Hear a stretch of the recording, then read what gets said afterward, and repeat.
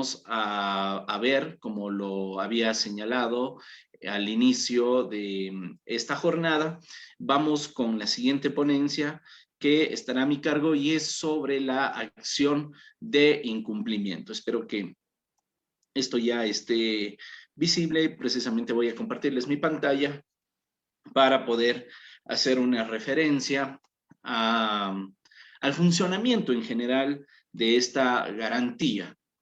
Digamos, a modo de generalidades, podríamos decir que la acción de incumplimiento no es una garantía jurisdiccional de aquellas que se encuentran expresamente establecidas en el título 3 de la Constitución, que se refiere a cuáles son las garantías, es decir, no está en este catálogo de la acción de protección, habeas data, habeas corpus, acceso a la información pública, la acción por incumplimiento, etc. Alguien va a decir, no, pero está la acción por incumplimiento. No, no, no. Son dos acciones diferentes y ya lo vamos a ver, ¿verdad? Sin embargo, esta garantía denominada en ese sentido, denominada como una auténtica garantía constitucional, ha llegado a alcanzar esta categoría en virtud de la interpretación que la propia Corte Constitucional le ha dado a la acción de incumplimiento, y lo hizo a través de la sentencia número 001-10-PJO-CC, en la cual precisamente se trataba de un caso en el que llegó a conocimiento de la Corte Constitucional una antinomia jurisdiccional, que ya lo vamos a ver más adelante. Digamos, vamos a referirnos con mayores detalles qué es esto de las antinomias jurisdiccionales, pero a propósito de esta antinomia es que la Corte Constitucional dijo que para efectos de dirimir conflictos que puedan derivarse de la interposición sucesiva de acciones constitucionales cuyos resultados puedan ser contradictorios, cabe la acción de incumplimiento, que se deriva a su vez de lo dispuesto en el artículo 436, numeral 9 de la Constitución, que le atribuye a la Corte la posibilidad de conocer y sancionar el incumplimiento de las sentencias derivadas de la Administración de Justicia Constitucional. Como lo decía, es importante, en primer lugar, señalar cuál es la distinción de esta acción de incumplimiento frente a la acción por incumplimiento. Porque la acción por incumplimiento, ¿verdad? Aquí parece que fuera una diferencia nada más de una palabra y otra, pero sustancialmente hay una diferencia abismal, ¿no? La acción por incumplimiento es una acción que sí se encuentra regulada en el artículo 93 de la Constitución y señala que el objeto de esta garantía es la aplicación de las normas que integran el sistema jurídico o para garantizar el cumplimiento de sentencias o informes de organismos internacionales de derechos humanos, ¿verdad? Y establece cuál es ese nexo para la procedencia. Dice, cuando la norma o decisión cuyo cumplimiento se persigue contenga una obligación clara de hacer o no, una obligación de hacer o no hacer, clara, expresa y exigible, ¿verdad? Y esta acción se interpone directamente ante la Corte Constitucional. Entonces, aquí hay algunos elementos, digamos, no corresponde a esta ponencia específicamente hablar de la acción por incumplimiento, pero sí es importante tener en cuenta primero que la acción por incumplimiento rige única y exclusivamente para hacer efectivas normas del ordenamiento jurídico que tienen disposiciones claras de hacer, ¿verdad? Disposiciones claras, expresas y exigibles, dice más o menos. Entonces, bueno, la Corte Constitucional ha ido desarrollando a través de jurisprudencia qué es lo que se debe de entender por estas por obligaciones claras, por obligaciones expresas y exigibles. Pero específicamente deberíamos destacar que recaen sobre normas y sobre sentencias o informes, pero de organismos internacionales. Entonces, por ejemplo, una sentencia en el ámbito de la administración de justicia del Sistema Interamericano de Derechos Humanos, una sentencia en la que se haya condenado al Estado ecuatoriano digamos, por violación de derechos humanos, ¿verdad?, por parte de la Corte Interamericana, que no se cumple, sí podría ser accionada a través de esta garantía de la acción por incumplimiento. No así las sentencias derivadas de la justicia constitucional. ¿Por qué? Porque la acción de incumplimiento, en cambio, se deriva de las sentencias y dictámenes constitucionales, es decir, las que se han dado en la administración de justicia dentro del propio Estado ecuatoriano. El artículo 86 de la Constitución establece en el numeral 4, ya veíamos en una de las clases anteriores estas disposiciones, pero vale recordar precisamente cuál es la fuente de esta acción de incumplimiento, ¿no? Como lo decía, no está expresamente en el catálogo de garantías, pero sí hay normas constitucionales que regulan el incumplimiento de las sentencias, ¿verdad? Entonces, el artículo 86, numeral 4, señala que cuando la sentencia o resolución, ojo con esto, es importantísimo referirnos también a la resolución, no se cumple por parte de servidoras o servidores públicos, ¿verdad? La jueza o juez ordenará su destitución del cargo o empleo sin perjuicio de la responsabilidad civil o penal a que haya lugar, ¿sí?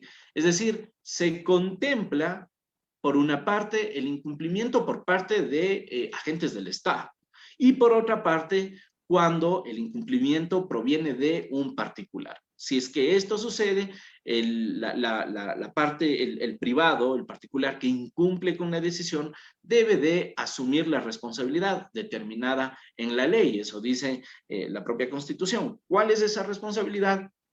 Posiblemente el incumplimiento de decisiones legítimas derivadas de autoridad competente. Ustedes saben que esa es una previsión que está específicamente establecida en el Código Penal y sobre eso ya vamos a regresar más adelante. Luego, el artículo 436, numeral 9, como lo decía, señala también esta competencia, ojo, de la Corte Constitucional. De hecho, este fue el fundamento para que la Corte Constitucional señale que solo es la Corte la que tiene la potestad para conocer y sancionar el incumplimiento de sentencias y dictámenes constitucionales, ¿verdad? Entonces, cuando acusamos incumplimiento, nos referimos a la parte de conocer el pedido de incumplimiento, ¿sí? De tal manera entonces que si los jueces ordinarios que están llamados a ejecutar la sentencia, que generalmente son los jueces de primera instancia, reciben un pedido de incumplimiento, en cierta forma están frente a esta garantía independiente. Otra cosa es pedirle al juez de primera instancia que ejecute la decisión, que ejecute la sentencia que puede haber sido de él mismo o de la Corte Provincial si es que hubo un recurso de apelación, ¿verdad? En ese caso, lo que se hace ante el juez de primera instancia, ante el juez de la justicia ordinaria, es solicitarle la ejecución de la sentencia, más no el incumplimiento. Solamente el incumplimiento cabe luego de haber intentado, agotado todos los mecanismos necesarios para hacer ejecutar esa decisión, ¿verdad? Ustedes saben que el artículo 75 de la Constitución contempla el derecho a la tutela judicial efectiva, el cual implica el obtener una decisión por parte de las autoridades competentes, pero también que esa decisión se ejecute. Sobre ese tema vamos a ir desarrollando también algunas ideas más adelante. Ok. Sin embargo, a pesar de esta distinción entre la acción por incumplimiento y la acción de incumplimiento, se han presentado algunos casos ante la Corte Constitucional en la que se dice, por ejemplo, acuden a la Corte Constitucional y plantean acción por incumplimiento cuando lo que en realidad querían hacer es presentar una acción de incumplimiento, ¿no? En ese caso, la Corte Constitucional ha señalado que el error en la denominación de la garantía es un error que se puede subsanar, ¿verdad? Aquí está el número de sentencia, la 88-11-IS, diagonal 19. Pero ¿por qué es posible subsanar ese error? En virtud de dos principios que ya los hemos visto también. Por una parte, el principio iura novit curia. Cuando hablábamos del rol que tiene el juez en procesos constitucionales, decíamos, el juez se entiende que conoce el derecho, se entiende que sabe lo que la parte afectada intenta solicitarle. Por lo tanto, no puede el juez entender que estas peticiones están escritas en piedra, puede, por el principio de iura novit curia, encontrar que existen derechos afectados y por lo tanto corregirlo. Y también por el principio de formalidad condicionada. No podría dejar de tramitar o devolver el proceso por el simple hecho de que ha estado mal la palabra acción por incumplimiento cuando en realidad querían decir acción de incumplimiento. Lo natural y lógico es que se subsane ese error de la parte accionante de la acción de incumplimiento y esto es posible, desde luego, siempre y cuando se respete la naturaleza jurídica de la acción de incumplimiento, es decir, efectivamente, lo que se pretenda a través de esa acción es el cumplimiento de sentencias o dictámenes emitidos por la Corte Constitucional. Ok. Ahora bien, en cuanto al objeto, debemos de señalar que la acción de incumplimiento se puede presentar frente al incumplimiento de sentencias constitucionales. Ojo, solo de sentencias constitucionales, mas no de sentencias derivadas de la justicia ordinaria. Si usted tuvo un juicio ejecutivo en el que le ordenaron el pago del monto establecido en la letra de cambio y el juez de primer nivel no hace cumplir esa decisión, no ejecuta esa sentencia, no podría usted acudir a la Corte Constitucional y decir, vea, Corte, ayúdeme para o ordene el cumplimiento de la sentencia. De hecho, tampoco se podría utilizar el artículo 86, numeral 4 de la Constitución para argumentar aquello porque se refiere específicamente a las normas generales aplicables a las garantías constitucionales y no a otras acciones derivadas de la justicia ordinaria. En el ámbito de la justicia ordinaria existen otro tipo de mecanismos de ejecución o de presión, si es que se quiere, a los jueces para que hagan cumplir la sentencia. Entonces, todas las decisiones de la justicia ordinaria no pueden ser susceptibles de acción de incumplimiento, porque este objeto recae exclusivamente sobre las sentencias constitucionales, es decir, acción de protección, habeas corpus, habeas data, acceso a la información pública, etcétera, etcétera, toda esta serie de garantías que hemos venido estudiando a lo largo de este programa académico. Luego está también que es posible presentar la acción frente al incumplimiento de dictámenes, es decir, aquellas decisiones que la Corte Constitucional va emitiendo en el ámbito del control de constitucionalidad. Por ejemplo, cuando la Corte Constitucional se pronuncia sobre los estados de excepción, ¿verdad? El presidente de la República dice, bueno, estamos en pandemia, hay una grave conmoción, hay una calamidad pública, entonces determino el estado de excepción. Inmediatamente tiene que notificar a la Corte Constitucional y la Corte emite un dictamen. Y ese dictamen puede eventualmente ser susceptible de acción de incumplimiento, pero ahí hay que ver el ámbito también del dictamen, es decir, podernos adentrar en los elementos que dieron lugar al origen del dictamen, cuál es el objeto mismo del dictamen, cuál es el destinatario del dictamen, posiblemente la Corte señale bajo qué circunstancias debe de actuar la autoridad pública en el contexto de un estado de excepción, y si es que esa autoridad se aleja de esas circunstancias, entonces se entiende que está incumpliendo ese dictamen, más no cuestiones ajenas al mismo. Sobre eso también ya vamos a retomar. Está también el incumplimiento de acuerdos reparatorios. Ustedes saben que en materia constitucional es posible que el proceso llegue a su fin por efectos del allanamiento que la parte demandada realiza al momento de comparecer al proceso, ¿verdad? O en cualquier momento procesal. Entonces, este allanamiento implica el reconocimiento de la vulneración de derechos constitucionales y a su vez el consecuente establecimiento de medidas de reparación integral. Eso según la ley de garantías, se conoce como acuerdos reparatorios y tienen la misma fuerza que una sentencia. Por lo tanto, si es que se incumplen los acuerdos reparatorios, existe la posibilidad de presentar la acción de incumplimiento. Ok.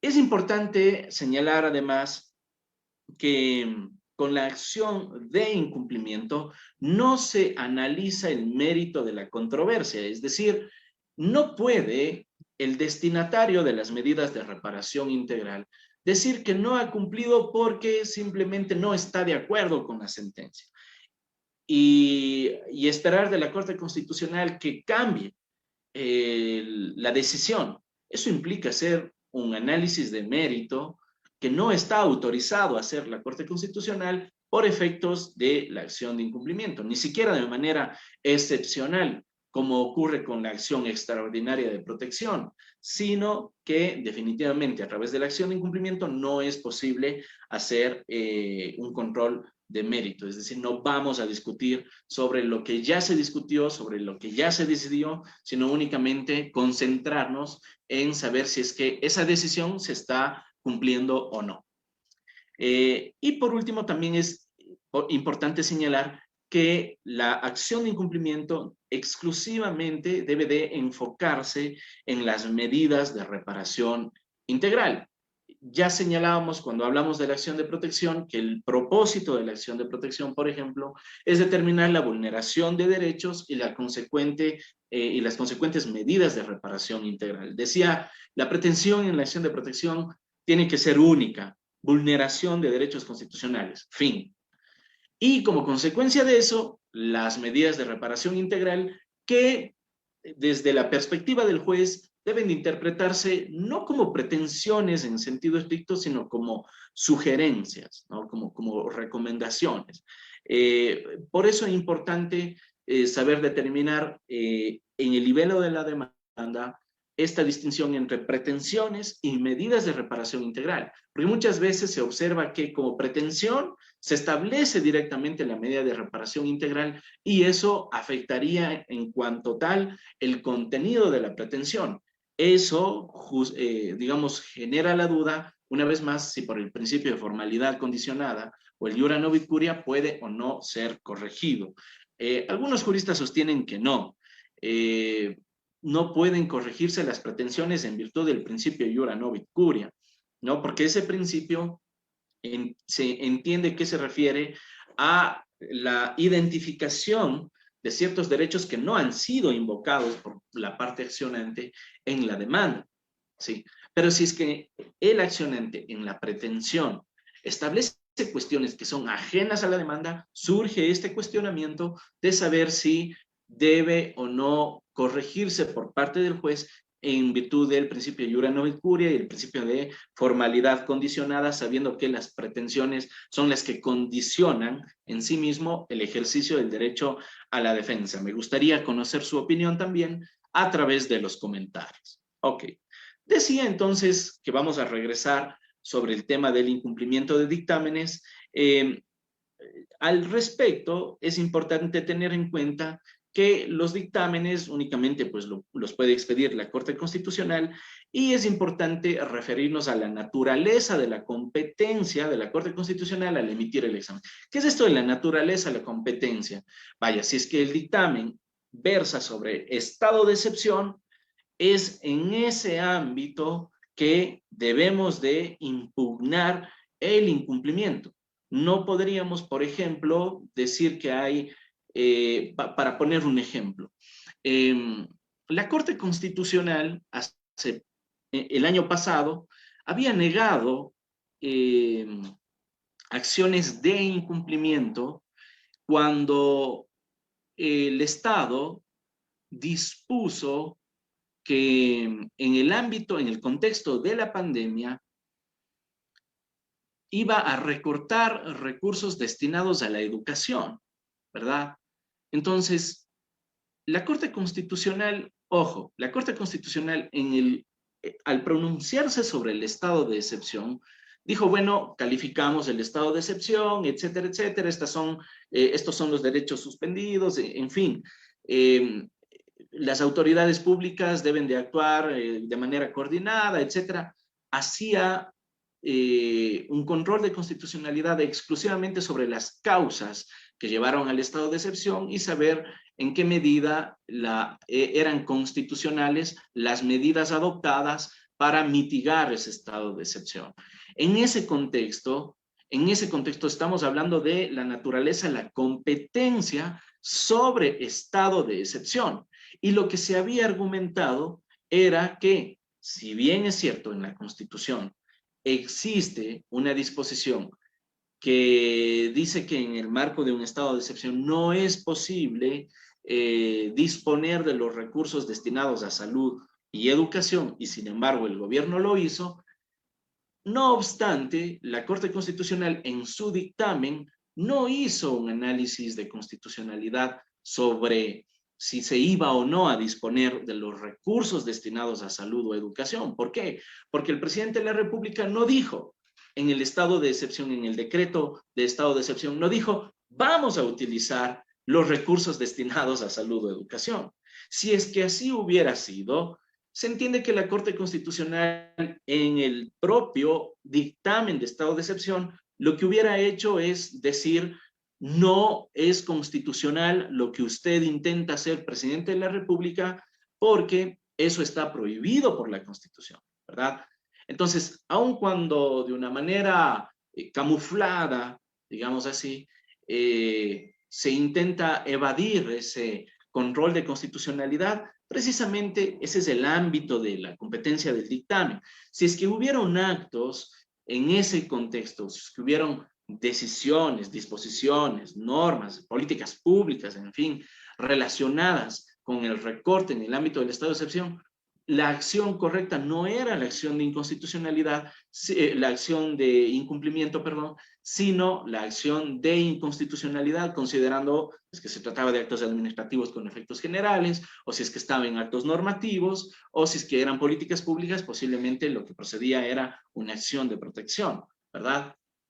Pero ese no era el ámbito. Por esa razón, la Corte Constitucional negó esas acciones de incumplimiento.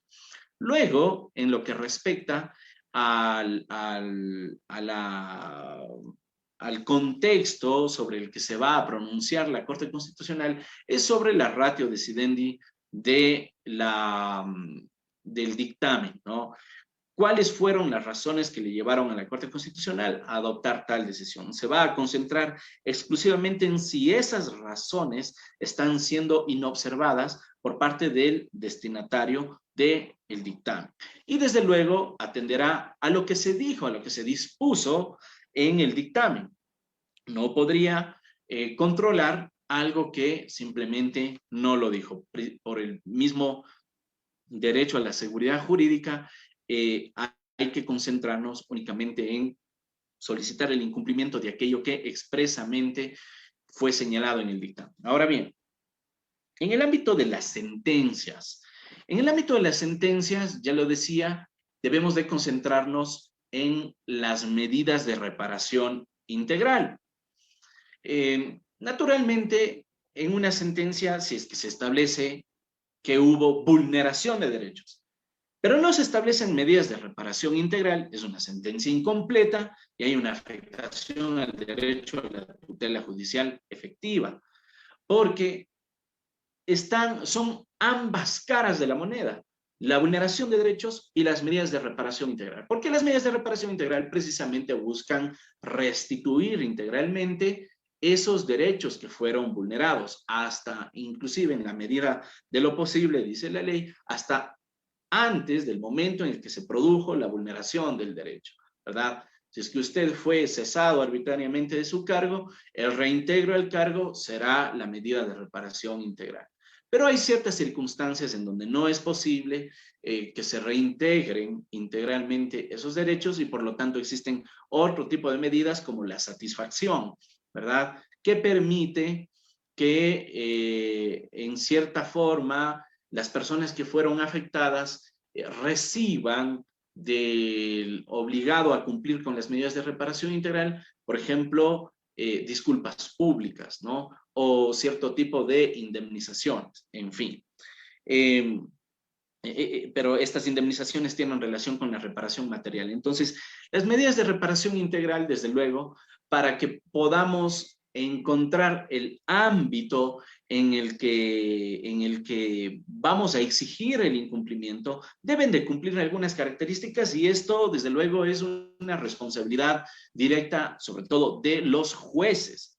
Porque, insisto, las partes procesales podemos pedir ciertas medidas de reparación integral, pero el derecho a la reparación integral no se desprende de lo que yo pida. El derecho como tal se desprende del hecho de que debo de ser compensado en la mayor medida de las posibilidades, restituido íntegramente, ¿verdad? Este famoso principio de la restitutio in integrum, que hace que las personas puedan, en la medida de las posibilidades, regresar al momento anterior a la vulneración. Ok, entonces, esta responsabilidad de los jueces en las medidas de reparación integral implica que ordenen medidas que sean claras, ¿verdad? Es decir, señalar con absoluta precisión qué es lo que se está ordenando como medida de reparación integral. Por ejemplo, si es que se ordena como medida de reparación, bueno, digamos, se determina la vulneración del derecho y se ordena repararlo integralmente, vaya, pues el juez no me está diciendo absolutamente nada, ¿sí? Y si es que sobre eso yo le pido una ampliación, estaría muy bien pedido, señalando todos estos requisitos, que medida me diga, que el juez me ordene medidas que sean claras, posibles, que identifiquen en favor de quiénes son los que tienen que cumplirlas, en qué forma debe de cumplirse, dentro de qué tiempo debe de cumplirse y cuándo estas medidas pueden considerarse que han restituido integralmente el derecho y por lo tanto si habrá o no que informar de manera periódica a la autoridad judicial, ¿verdad?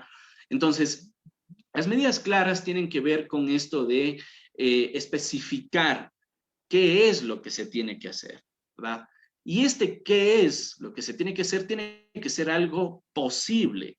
No se puede ordenar como medida de reparación integral algo que sea imposible porque es contrario a las reglas de la misma naturaleza o a las reglas de la lógica porque son contrarias al ordenamiento jurídico, ¿no? Por ejemplo, en un caso en el que a un estudiante le ordenaron que en su institución educativa se corte el cabello, ¿verdad? Porque son políticas de la institución educativa y de esa forma se atentó con su libre desarrollo de la personalidad. Si es que se determina la vulneración del derecho, no podría yo, como medida de reparación integral, ordenar que le crezca el cabello, ¿no? Para que regrese a la situación anterior a la vulneración del derecho. Esto es contrario a la naturaleza misma, a la lógica misma, ¿no? Habría que esperar que eso suceda. Pero lo que sí tengo que ordenar es, por ejemplo, que la institución educativa que provocó esta discriminación, que provocó esta afectación al libre desarrollo de la personalidad, por ejemplo, primero reciba capacitaciones en materia de derechos humanos, específicamente en cuestiones sobre libre desarrollo de personalidad y no discriminación, ¿verdad? Establecer también medidas tendientes a que la institución educativa adopte, por ejemplo, dentro de su código educativo, me parece que se llama este código institucional que se deben tener las instituciones educativas, un código de convivencia lo llaman, que adopte disposiciones en las que se garantice el respeto a la diversidad de los estudiantes, ¿verdad? En fin, cuestiones que puedan tener relación con el hecho en sí mismo y que sean posibles, ¿ok? Luego también es importante que estas medidas de reparación integral identifiquen al beneficiario, ¿sí?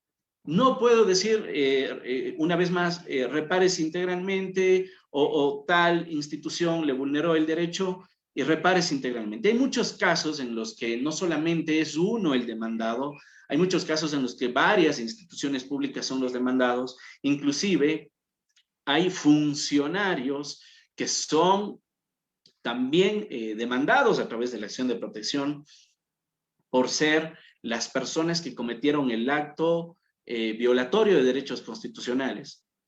Entonces, tiene que ser sumamente claro la orden de identificar el beneficiario de las medidas y el destinatario de las medidas, ¿no es cierto?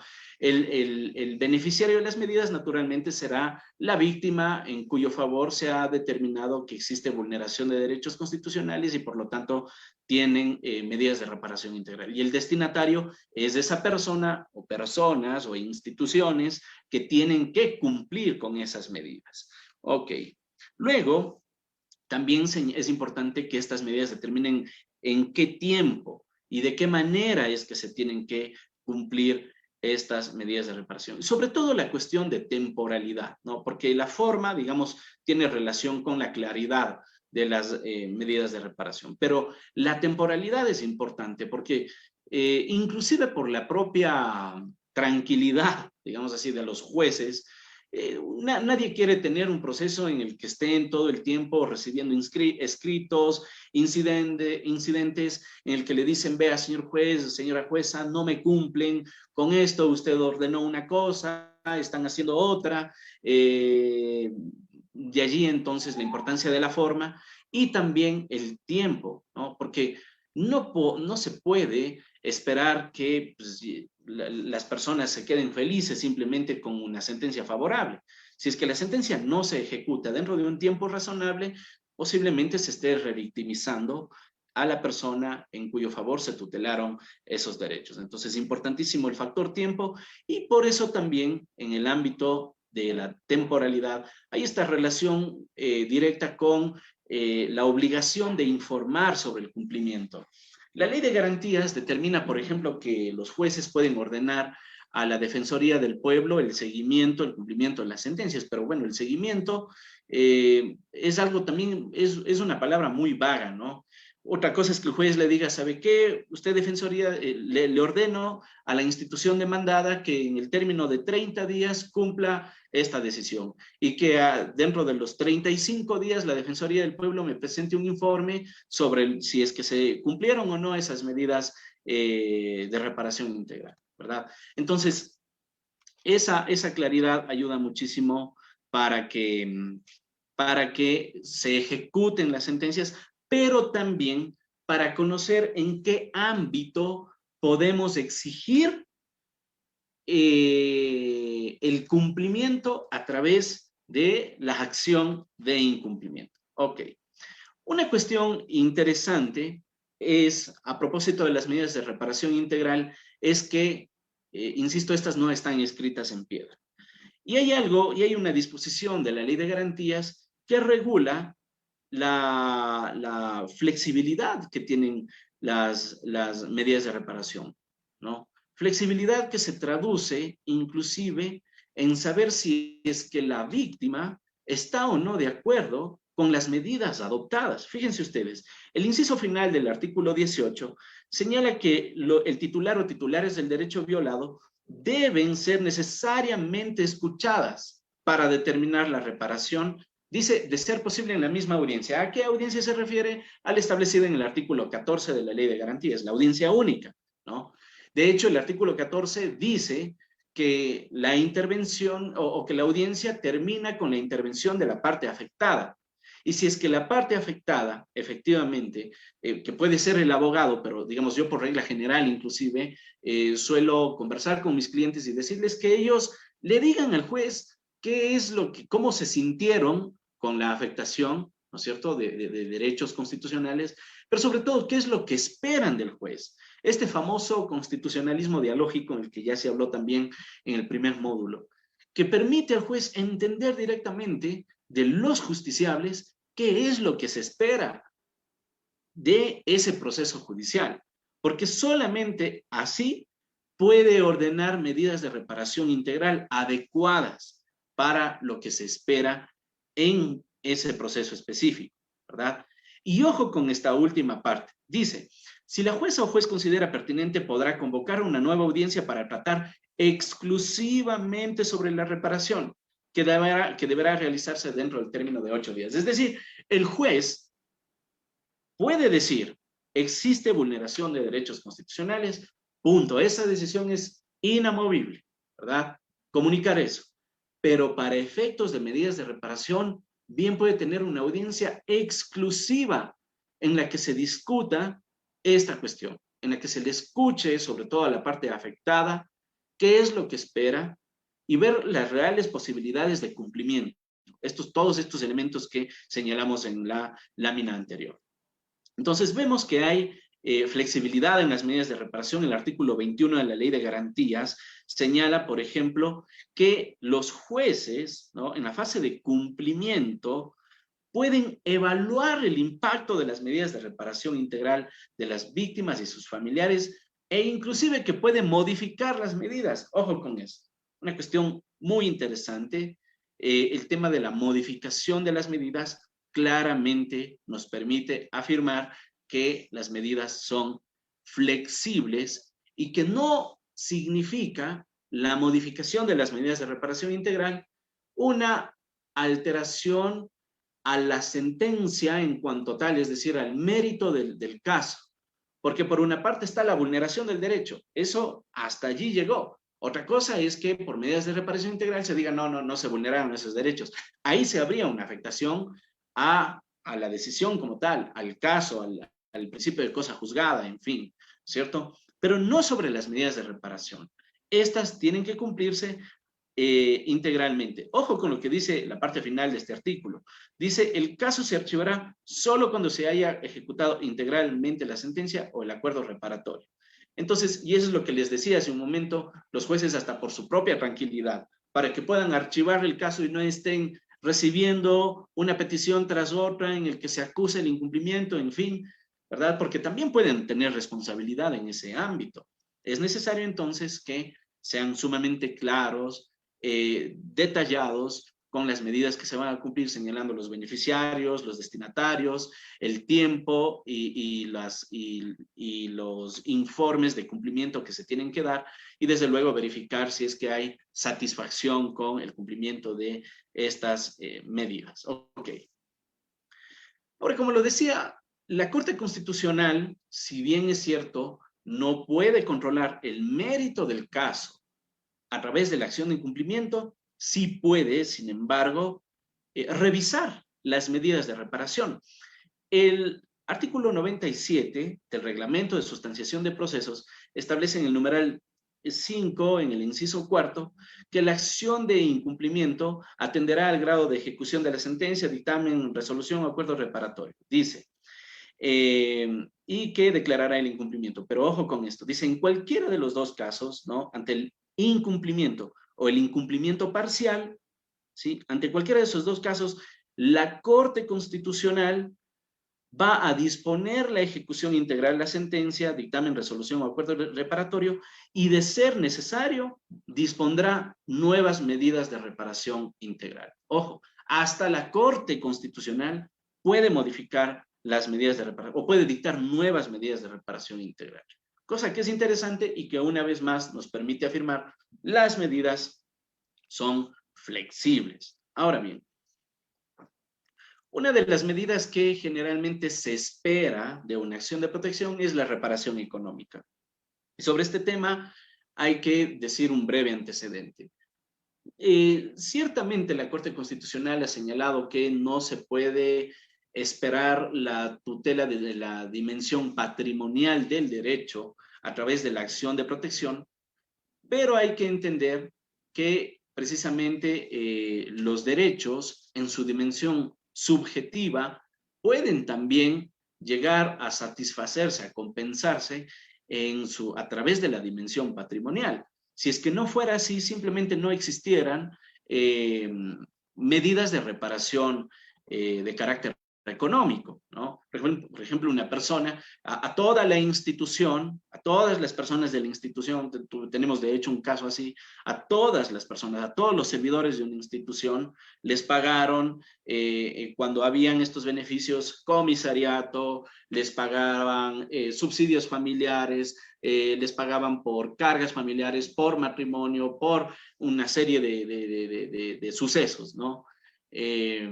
Personales, menos a esta persona. Entonces, ¿hay o no hay un trato desigual?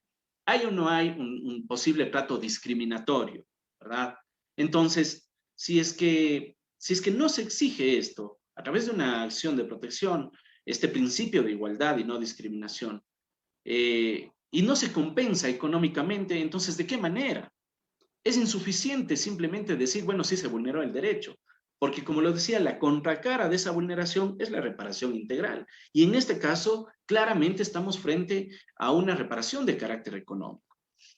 Bien, y la reparación económica, según lo ha señalado la jurisprudencia constitucional, es una reparación o es un proceso de ejecución, ¿sí? Porque ya no es de conocimiento, ya no se va a discutir una vez más sobre el fondo del asunto.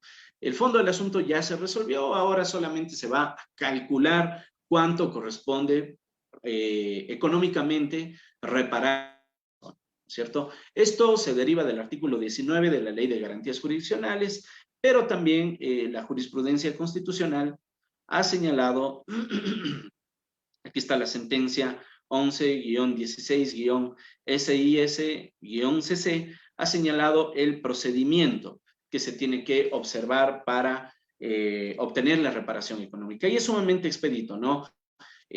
Una vez que la sentencia ha sido ejecutoriada, el juez tiene que enviar al Tribunal Contencioso Administrativo dentro del término de 10 días. Si es que no lo hace dentro de ese término, el interesado, es decir, la víctima, puede solicitar que se envíe al proceso contencioso, al Tribunal Contencioso Administrativo dentro de 5 días.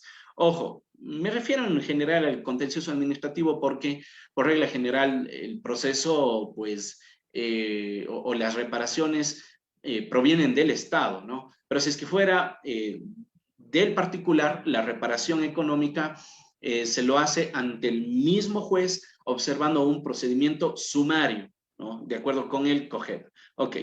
El Tribunal Contencioso Administrativo, cuando recibe el proceso, tiene 5 días para hacer varias cosas en una sola providencia: abocar conocimiento, nombrar perito, establecer la fecha de posesión de ese perito, el tiempo que tendrá el perito para entregar el informe y el tiempo que tendrán las partes procesales para entregar la información al perito para que pueda practicar la liquidación correspondiente. El juez además debe establecer cuál va a ser el monto de los honorarios del perito, que generalmente deben de pagar la parte que ha sido condenada a las medidas de reparación integral, salvo que exista un acuerdo contrario, cosa que dudo que en la práctica se pueda presentar. Ok.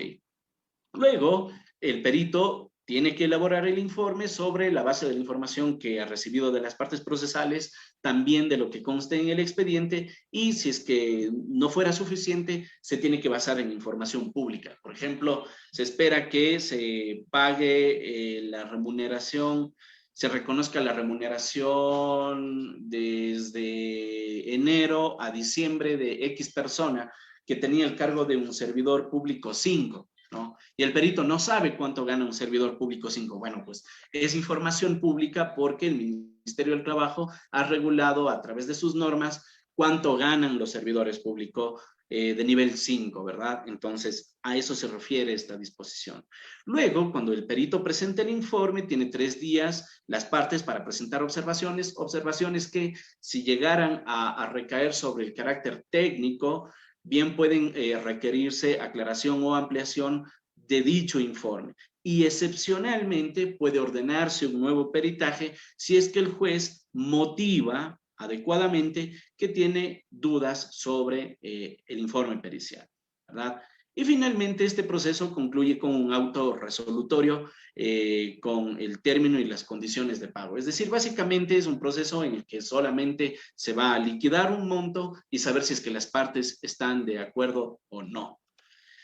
Ok. Ahora bien, para que proceda la acción de incumplimiento de sentencia, es imperativo que, como lo decía, se trate de medir, nos enfoquemos en las medidas de reparación integral. Esas son las que, digamos, van a requerirse que sean cumplidas a la Corte Constitucional. Luego, es posible que haya incumplimiento porque simplemente o no se cumplió todo o parte de esas medidas de reparación integral. Es una acción además de carácter subsidiario, ¿sí? Porque previamente tengo que haberle solicitado al juez de la causa que agote las diligencias necesarias para hacer cumplir esa decisión, ¿verdad? Y solo luego de eso es posible solicitar a la Corte Constitucional. Sin embargo, digamos, a modo de excepción a esta subsidiariedad, o bueno, mmm, sí, sí, sí, ciertamente en una forma de excepción, podríamos decir que cuando el juez, a pesar de que se le ha requerido, que cumple, etcétera, ha transcurrido algún plazo, ¿no? Ha transcurrido este plazo razonable, ¿verdad? O efectivamente determinamos que la otra parte expresamente ha señalado que no va a cumplir, pues entonces directamente podemos ir ante la Corte Constitucional. Para que proceda, además, es necesario que la víctima también haya actuado con la debida diligencia, ¿no? Si usted le ordenaron que se reintegre al cargo y no se reintegra, pues entonces, ¿cómo espera que a través de una acción de incumplimiento le den la razón? Usted, como víctima, también tuvo que haber actuado con la diligencia necesaria. También es necesario que la sentencia que ordena la procedencia la sentencia que ordena la reparación integral sea una sentencia válida y eficaz. Esta validez y eficacia tiene que ver sobre todo porque hay sentencias que se emiten en el marco de procesos constitucionales que por desnaturalizar la jurisdicción constitucional simplemente no son válidas y eficaces, como por ejemplo las sentencias que a través de una acción de protección dejan sin efecto lo actuado por los tribunales de conciliación y arbitraje, ¿no es cierto? O estas decisiones que simplemente no pueden adoptar los jueces a través de una acción de protección, como por ejemplo, no sé, la suspensión de una norma del ordenamiento jurídico, o declarar inconstitucional, o digamos, asumiendo el rol de control de constitucionalidad a través de una acción de protección, cuya pretensión específica sea esa. En fin, entonces no se puede esperar el incumplimiento de sentencias que no sean válidas y eficaces, ¿no? Pero sobre todo está también esto de la real posibilidad de incumplimiento. Esta real, perdón, de cumplimiento, aquí está mal, que exista una real posibilidad de cumplimiento de las sentencias. Sobre esto decía que íbamos a regresar y efectivamente este es el momento porque el incumplimiento, las posibilidades de cumplimiento pueden estar viciadas, ¿no es cierto? Pueden estar viciadas, pero eventualmente pueden subsanarse, ¿no? Entonces, justamente en esta publicación, en este libro que recientemente salió publicado con la SEB, bajo la coordinación del doctor Paul Córdoba, señalo precisamente que es posible que existan imposibilidades de cumplimiento de origen subsanable, luego imposibilidades de origen insubsanable o imposibilidades supervinientes. Cuando me refiero a las imposibilidades insubsanables, básicamente se trata de cuestiones que definitivamente no se pueden cumplir, ¿verdad? Porque son contrarias precisamente al ordenamiento jurídico, a las leyes de la naturaleza o de la lógica, como lo había señalado previamente. Es insubsanable, por más que el juez haya ordenado, es algo que no se puede subsanar, no se puede cumplir. Luego, hay otras que sí pueden subsanarse, ¿verdad? Por ejemplo, la acción de protección en cuya sentencia se ordenó como medida de reparación integral que un servidor se reintegre a su cargo y que le entreguen nombramiento definitivo, ¿verdad? Entonces, claro, no me pueden otorgar un nombramiento definitivo a través de acción de protección. ¿Por qué? Porque la ley determina que previamente tiene que existir el concurso de oposición y méritos respectivo. Pero si el juez se confundió, o sea, si es que el juez podía corregir la medida de reparación integral, entonces, claro que se puede subsanar esa medida de reparación integral y, por ejemplo, decirle a esa persona que se le otorgue un nombramiento provisional y que inclusive pueda participar en el mismo concurso para que eventualmente pueda ganar el nombramiento definitivo, respetando los procedimientos que establece la Constitución y la ley. Entonces, tienes allí un vicio, ¿verdad?, que se puede subsanar en cuanto a la medida de reparación integral. Y luego también está la imposibilidad superviniente. Esta imposibilidad superviniente es aquella que en determinado momento pudo haberse cumplido, ¿verdad? Pero que por el paso del tiempo y por el incumplimiento precisamente de la sentencia ya no tiene ningún sentido. Por ejemplo, hubo una acción de protección en la que una estudiante había reclamado su derecho a ser parte del cogobierno universitario, ¿verdad? Le concedieron esa acción de protección, pero nunca le permitieron que se posesione en el cargo, ¿sí? Entonces, ¿ya para qué me sirve presentar una acción de incumplimiento que me resuelven 6 años después, cuando ya ni siquiera es estudiante de la universidad, y que se determine el incumplimiento? Entonces, ¿por qué se va a declarar improcedente ese incumplimiento si es que no es responsabilidad de la víctima, ¿sí? Sino claramente es una responsabilidad del destinatario de las medidas de reparación integral. Entonces, en ese caso, se puede subsanar y ordenar, por ejemplo, otro tipo de medidas de reparación, como la posesión simbólica en el cargo, disculpas públicas, en fin. Ok. Como aspectos procesales, podemos destacar que la legitimación activa recae en la persona que tenga interés en el cumplimiento de la sentencia. La legitimación pasiva serán los destinatarios para cumplir las medidas de reparación integral. El trámite a seguirse en materia de acción de incumplimiento es, como lo decía previamente, tenemos que agotar todo lo necesario ante el juez de instancia para que ejecute su decisión o la sentencia ejecutoriada dentro de esa causa constitucional, y si es que a pesar de aquello pues no lo cumple, entonces allí sí podemos establecer un requerimiento al juez de primera instancia, ¿no es cierto?, indicándole que remita el proceso a la Corte Constitucional a efectos de que se pronuncie sobre el incumplimiento de la sentencia, en cuyo caso el juez tiene 5 días para hacerlo y acompañar un informe en el que él señale, bueno, cuáles son las medidas que ha venido adoptando y por qué persiste ese incumplimiento. Sin embargo, si es que no envía, pues el afectado puede directamente acudir a la Corte Constitucional dentro de los 10 días subsiguientes a ese término anterior. Ahora, es importante también señalar que si es que la sentencia no se ha cumplido dentro del plazo razonable o no hay un cumplimiento integral o adecuado, claramente pues el interesado puede presentar su acción directamente ante la Corte Constitucional. En la Corte, el proceso ya en la Corte, primero se sortea, luego se elabora un proyecto de sentencia, eventualmente, si es que se considera necesario, se convoca una audiencia y finalmente el Pleno resuelve. La Corte Constitucional puede tomar diferentes decisiones. Por una parte, desestimar, negar o declarar el cumplimiento integral porque efectivamente se constata que hay cumplimiento de la sentencia. La otra opción es que se acepte la acción de incumplimiento de sentencia y por lo tanto se ordene el cumplimiento de toda la sentencia de las medidas de reparación integral bajo prevenciones de ley. Sí, pues la Corte, digamos, no sanciona de manera directa, a pesar de que que el 86, numeral 4, dice que el incumplimiento implica la sanción, ¿no? Sin embargo, la Corte lo que ha venido haciendo es determinar cuando hay incumplimiento de sentencia, simplemente ordena el cumplimiento bajo la prevención de la sanción. Ojo con eso.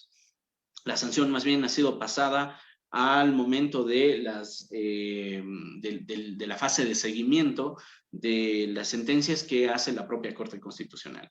La Corte también puede aceptar parcialmente porque estima que una parte se cumplió y otra parte de las medidas de reparación integral no fueron cumplidas, ¿verdad?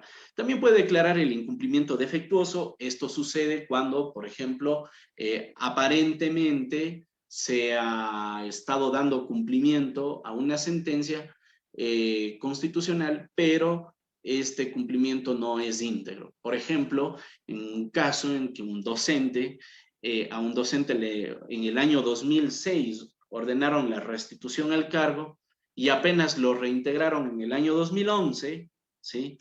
Entonces, ¿hubo cumplimiento? Claro que hubo cumplimiento, pero es un cumplimiento defectuoso, ¿verdad?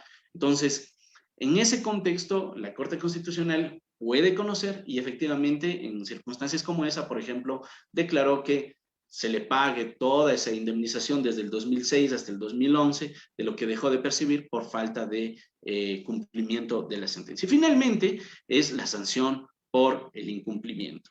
Hay ciertos casos especiales en materia de acción de incumplimiento y son las antinomias jurisdiccionales. Lo que les decía es que lo que una sentencia dice, sí, otra sentencia dice no, ¿verdad? Entonces, en ese caso, desde luego debemos de estar en el ámbito de sentencias constitucionales. En ese caso, quien dirime cuál es la sentencia que se tiene que cumplir es la Corte Constitucional, ¿verdad?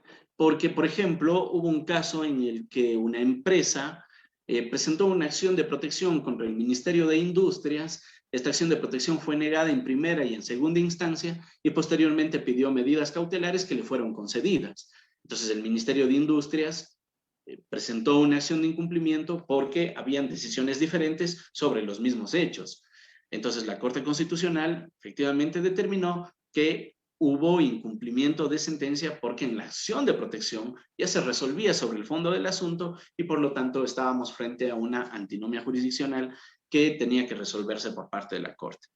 Luego también el otro caso especial son las medidas cautelares. Yo discrepo totalmente con la Corte Constitucional o con la tendencia que mantiene actualmente la Corte de que no es viable la acción de incumplimiento de medidas cautelares porque la Corte estima que simplemente, como no resuelven sobre el fondo del asunto, como pueden revocarse o modificarse en cualquier momento las medidas cautelares, y sobre todo porque el juez está llamado a hacer cumplir las medidas cautelares, no cabe el incumplimiento. Me parece que la Corte está enervando la eficacia de las medidas cautelares cuando no puede conocer o pronunciarse sobre el incumplimiento, precisamente porque, vaya, la obligación natural del juez es ejecutar. Y si es que no ejecuta y tampoco puede sancionar con destitución del cargo, pues entonces, ¿quién lo va a hacer? Sino la Corte Constitucional. Entonces, me parece que la Corte se aparta además, inclusive de lo que establece el propio artículo 30 de la Ley de Garantías, que dice que el incumplimiento de las medidas cautelares se sancionará de la misma forma que se sanciona el incumplimiento de las otras garantías jurisdiccionales, es decir, destitución del cargo. Ok. Luego también se puede pedir el incumplimiento de aquellas resoluciones que fueron expedidas al amparo de la Constitución del 98. Esto puede sonar todavía extraño, ¿no? Porque decimos, vaya, ha pasado muchísimo tiempo, han pasado ya 22 años aproximadamente, 22, un poco más, de la Constitución del 98. ¿Y por qué recién ahora podríamos solicitar el incumplimiento de una resolución expedida bajo la Constitución del 98, por ejemplo, en una acción de amparo, ¿no? Efectivamente, es posible porque el razonamiento que ha seguido nuestra Corte Constitucional desde los inicios mismo de la vigencia de la Constitución del 2008, perdón, es que los jueces, bajo el amparo de la Constitución del 98, dejaban asimismo de ser jueces de la justicia ordinaria para convertirse en jueces constitucionales y por lo tanto sus decisiones tienen el carácter constitucional y la acción de incumplimiento recae precisamente sobre este tipo de decisiones. Y finalmente, es también posible solicitar el incumplimiento de acuerdos reparatorios, como ya lo habíamos señalado con anterioridad. Ok, esos son los supuestos en los que se puede solicitar la acción de incumplimiento, algunos detalles de procedimiento y temas que pues he considerado sobre todo de orden práctico y que espero que les sean a todos ustedes de muchísima utilidad. Estamos ya con las justas con el tiempo, pero vamos a revisar algunas preguntas para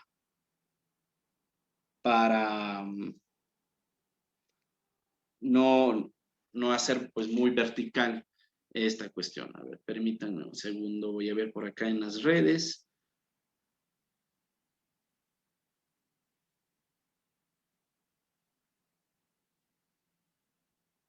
A ver, voy a ver si es que hay algo por aquí. Sí, sí tenemos por aquí. En los comentarios. Lorena Peñafiel dice, si en una acción de protección se ha demandado a la institución pública, así como el funcionario responsable, ¿quién debe cancelar los valores mandados a pagar como parte de la reparación integral? Bueno, sobre este tema yo diría que generalmente es la institución pública la que tiene que pagar, porque ahí hay una responsabilidad objetiva del Estado.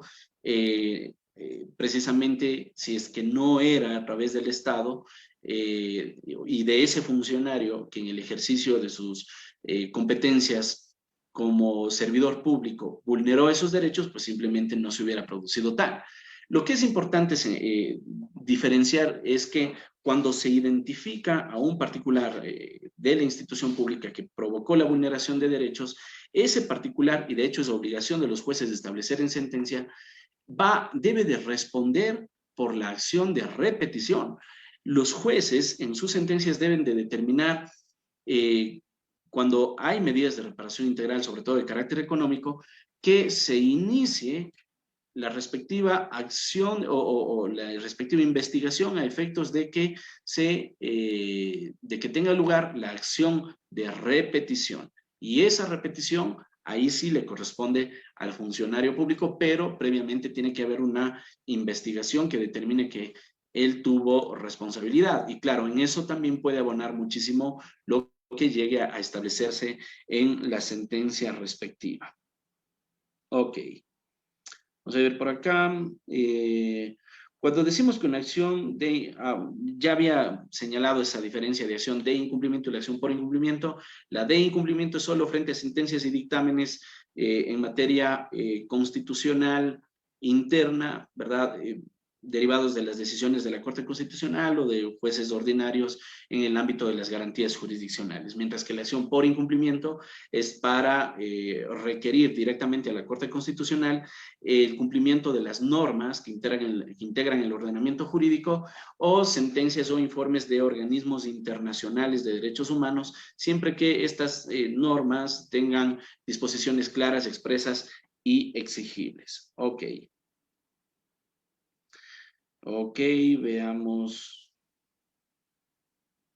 José Cárdenas dice como un primer elemento para determinar en qué se debe reparar y en consecuencia para determinar el concepto mismo de la reparación, el derecho se ha preocupado de determinar el alcance de los límites de los actos humanos en la realidad, así como los efectos y limitaciones de dichos actos. Se reconoce que todo acto humano tiene consecuencias en el medio, algunas de ellas directas y otras indirectas, algunas de carácter inmediato y otras mediatas. A partir de este reconocimiento es necesario determinar cuáles de dichas consecuencias son aquellos respectos de las que procede que el sujeto dañador repare, es decir, que debe dilucidarse en qué medida existe un nexo causal entre el acto y el daño. Muy bien, le agradezco muchísimo este comentario y de hecho, por eso es la importancia de establecer una audiencia específica para establecer las medidas de reparación integral, como lo establece el artículo 18 de la Ley de Garantías, porque de esa forma, claro, la institución o el destinatario de las medidas de reparación va a poder también explicar desde su punto de vista hasta dónde es que pueden llegar esas medidas de reparación integral. Berito Pardo dice si les podemos ayudar con la ley de garantías. Por favor, recuerden unirse al grupo de Telegram de Latin Juris. Se descargan Telegram, buscan Latin Juris, Comunidad Académica Internacional y se unen. Yo me comprometo en enviarles la ley de garantías actualizadas. Bueno, muchísimas gracias por sus generosos comentarios. Dominga Aldaz dice si podría dar mayores luces sobre las clases de medidas de reparación integral, en especial la de compensación económica. Bueno, ya señalábamos el procedimiento, ¿no? Dice, ¿en qué circunstancias se la puede solicitar y si existe la forma de cómo se hace el cálculo para solicitar lo correcto, ni más ni menos? Y si puede indicar alguna sentencia de la Corte Constitucional sobre este tema. Muchas gracias por las felicitaciones. Bueno, sobre el tema de la reparación económica es importante advertir cuando hay una dimensión del derecho que pueda repararse materialmente a través de la figura de la compensación, ¿verdad? Porque, digamos, en determinados contextos, ciertos derechos no podrán ser susceptibles de estos beneficios de compensación, ¿no? Eh, Vaya, por ejemplo, las personas que murieron en el contexto de la pandemia, que perdieron a sus familiares posiblemente por una deficiente actuación estatal y que a través de una acción de protección reclaman del Estado la vulneración de sus derechos como víctimas, es decir, como familiares de la víctima, eh, porque posiblemente dependían económicamente de manera directa de esta persona que falleció por efectos de la negligencia en las actuaciones del Estado, podría haber ahí un mecanismo de reparación integral bajo la figura de compensación, ¿verdad? Ciertamente abona muchísimo el del reconocimiento de la vulneración de derechos, pero posiblemente detrás de esa acción pueda haber un interés económico porque las circunstancias, el proyecto de vida de esas personas ha cambiado definitivamente.